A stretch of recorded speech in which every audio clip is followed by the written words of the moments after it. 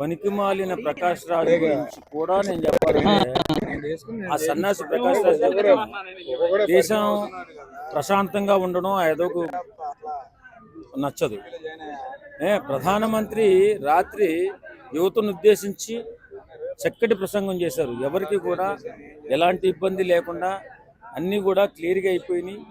మీరు మీ కార్యక్రమాలు చేసుకోండి, బ్రహ్మాండంగా మీ జీవితాలు బాగు చేసుకోండి అని ప్రధానమంత్రి చెప్తే వీడు దాని మీద కూడా కౌంటర్ ఇస్తున్నాడు. అంటే వీళ్ళు ఎలా తయారంటే దేశంలో ఉన్నటువంటి చీడపురుగులంతా ఒక చోట చేరి దేశాన్ని విచ్ఛిన్నం చేయాలని, దేశాన్ని నాశనం చేయాలని కంకణం కట్టుకున్నట్టున్నాయి.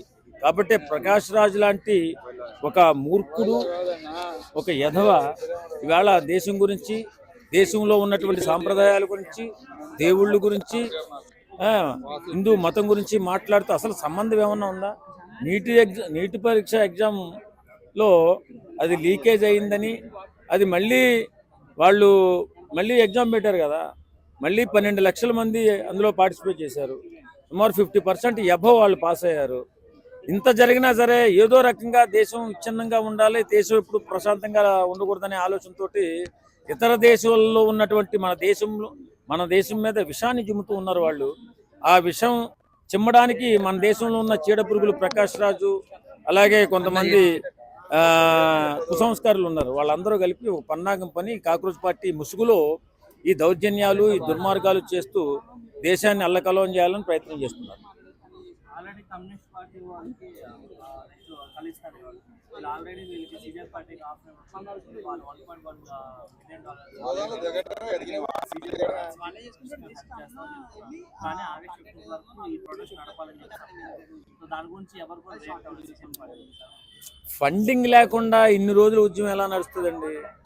విద్యార్థులు 20-25 రోజుల నుంచి, విద్యార్థులు కాదు వాళ్ళు, ఈ సిపిఎం వాళ్ళు, సిపిఐ వాళ్ళు, కాంగ్రెస్ వాళ్ళు, శివసేన వాళ్ళు అందరూ కలిపి ఒక గూడిపుటానిగా తయారై దేశాన్ని విచ్ఛిన్నకర శక్తులు పంపి దేశాన్ని విచ్ఛిన్నం చేయాలని ప్రయత్నం చేస్తున్నారు తప్ప ఇది విద్యార్థులు చేస్తున్నటువంటి పోరాటం అని నాకు అనిపించలేదు. కాబట్టి వేళ ప్రకాష్ రాజ్ లాంటి వ్యక్తులు అందులో చొరబడి ఎట్టి పరిస్థితుల్లో మన దేశాన్ని ఎదగనీయకుండా చేద్దామనే ఆలోచనలో ముందుకెళ్తున్నారేమో.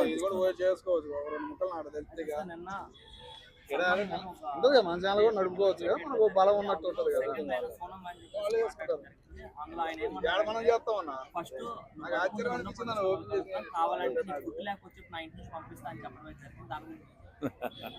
చిన్న చిన్న విషయాల గురించి మాట్లాడడం కంటే కూడా పిల్లల భవిష్యత్తు జాగ్రత్తగా కాపాడుకోండి, ఉద్యమాన్ని విరమించండి, అందరికీ న్యాయం జరుగుతుందని ఒక మెసేజ్ ఇచ్చాడు సల్మాన్ ఖాన్ గారు. దాని గురించి ఎవడో ఒకటి గురించి మాట్లాడడం మనం సభం కాదు. ఏదేమైనా ఇవాళ మన దేశం బాగుండాలి, బిడ్డల భవిష్యత్తు బాగుండాలి, ఎక్కడా కూడా ఎవరికి అన్యాయం జరగకూడదు. ఎవరైతే చనిపోయారో వాళ్ళకి నష్టపరిహారం కూడా భారీ మొత్తంలో ఇస్తే బాగుంటుంది. ఎందుకంటే తల్లిదండ్రులు ఎన్నో కష్టాలు పడి చదివిస్తున్నారు కాబట్టి వాళ్ళని, ఆ జరిగిన తప్పు చేసిన యదవులందరినీ కూడా జైల్లో పెట్టారు, కొంతమంది సస్పెండ్ చేశారు. కాబట్టి దాని గురించి ఉద్యమాన్ని వదిలేసుకుని ఈవేళ ఎలా చేస్తే బాగుంటుంది, ఏ రకంగా ముందుకెళ్తే బాగుంటుందని మన ప్రధానమంత్రి గారు ఆలోచిస్తున్నారు, బీజేపీ ప్రభుత్వం ఆలోచిస్తుంది. అన్ని విధాలా న్యాయం చేస్తామని చెప్పి హామీ ఇచ్చింది, ఉద్యమాన్ని విరమించమని చెప్పింది. ఇన్ని చేస్తున్నా సరే ఈ రకంగా ప్రధానమంత్రి గారు ఒక అద్భుతమైన సందేశాన్ని ఇచ్చినా సరే దాన్ని కూడా వ్యంగ్యంగా మాట్లాడుతూ ఈ ప్రకాష్ రాజ్ అనే చీడపురుగు దాని మీద వ్యంగ్యాస్త్రాలు సంధిస్తున్నాడు. ఏదేమైనా బిడ్డల భవిష్యత్తు మనకు కావాలి.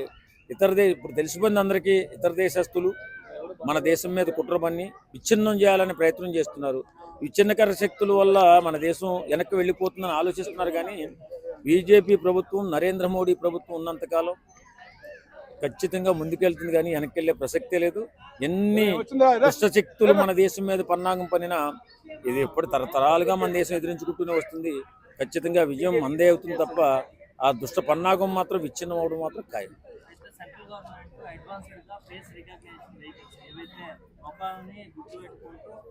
దాంతోనే ఆ మొక్కను తీసుకొచ్చి ఏదైతే ఆధార్ కార్డులో ఎవరి ఫేస్ చూస్తారో అలా ఆధార్ కార్డు వాళ్ళ ఇంటికి వెళ్ళి అరెస్ట్ చేయడం. మరి కరెక్ట్గానే చేయాలి కదా, చేయకపోతే ఎట్లా? మరి దుర్మార్గులు ఎక్కువగా ఆ ధర్నాలో పాల్గొన్నారు.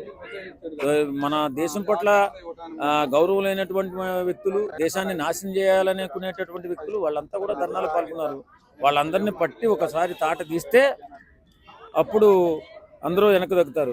ఏదేమైనా ఎవరికి ఆ జరిగిన నష్టానికి పూడ్చడానికి ప్రభుత్వం ప్రయత్నిస్తుంటే వీళ్ళు ఏదో పెద్ద హంగామా చేస్తూ నాశనం చేయాలని ప్రయత్నం చేస్తున్నారు. ఇతర కొన్ని దేశాలు ఏ రకమైన ఇలా ధర్నాల వల్ల నాశనం అయిందో ఆ రకంగానే భారతదేశాన్ని కూడా చేద్దాం అనుకుంటున్నారు. అది వాళ్ళ వల్ల కాదు. వాళ్ళు చరిత్ర తీసుకుంటే అవి నాశనం పోతే కానీ మనం మాత్రం నాశనమయ్యే సమస్య లేదు. ఏదైతే ఈ టెక్నాలజీ సినిమాల్లో చూడడం తప్ప ఎప్పుడు లైవ్ అలాంటి ఢిల్లీ పోలీసులు ఇలాంటి పెట్టేసుకోండి, మీరు కూడా పెట్టుకోండి. వాళ్ళు పట్టుకొని చేస్తారు. సో ఢిల్లీ పోలీసులు నిఘా వర్గాల దగ్గర అనేక రకాలైన టెక్నాలజీ ఉంటుంది. మనం బహిర్గతం చేయడం కూడా అంత కరెక్ట్ కాదేమో. రేపొద్దున్న ఈ విచ్ఛిన్నకర శక్తులు దొరకకుండా పోతారు. కాబట్టి ఏదేమైనా పోలీసులు బాగా కష్టపడి పనిచేశారు.